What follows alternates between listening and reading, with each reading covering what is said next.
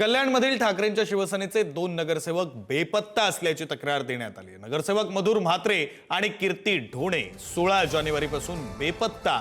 महानगरपालिका निवडणुकीचा निकाल जाहीर झाल्यानंतर लगेचच दोघंही संपर्काबाहेर गेल्यानं प्रकरण गंभीर आणि संशयास्पद मानलं जात आहे। या प्रकरणी ठाकरेंच्या शिवसेनेचे कल्याण लोकसभा जिल्हा प्रमुख शरद पाटील यांनी कोळसेवाडी पोलीस ठाण्यामध्ये तक्रार दाखल केली। निष्पक्ष तपास आणि तातडीच्या कारवाईचीही मागणी करण्यात आली।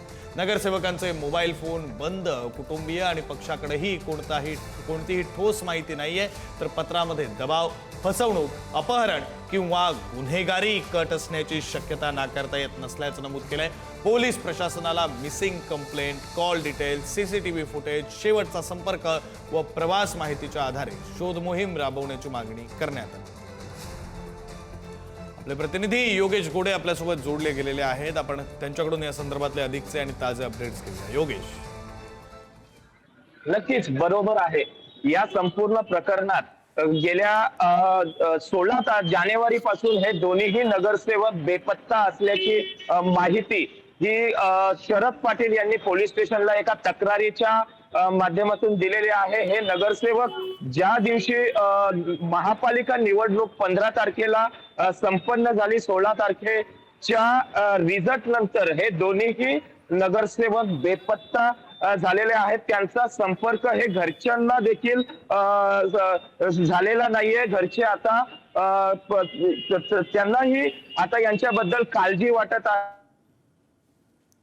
त्यांनी पक्षाचे जे नेते आहेत शरद पाटील यांच्या संपर्कात गेले, त्यांना सांगितलं का आमच्या दोन्हीही नगरसेवक बेपत्ता आहेत, त्यांचा कॉल रेकॉर्ड कॉल लागत नाहीये, कॉल देखील ते हे होत नाही, नॉट रिचेबल म्हणून दिसतंय। त्यामुळे आता बरेच दिवस झाले, आज 16 तारखेनंतर आज 10 दिवसानंतर देखील आज आमचे घरच्यांना आमचे जे नगरसेवक आहेत ते नॉट रिचेबल आहेत।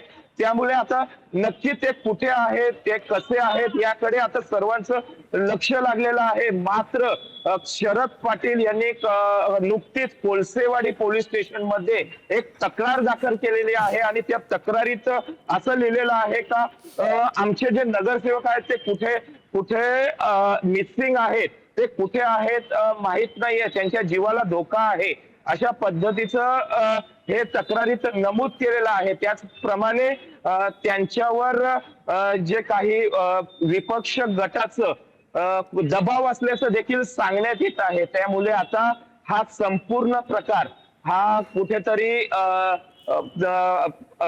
भयानक आणि भयानक असा होताना दिसत आहे।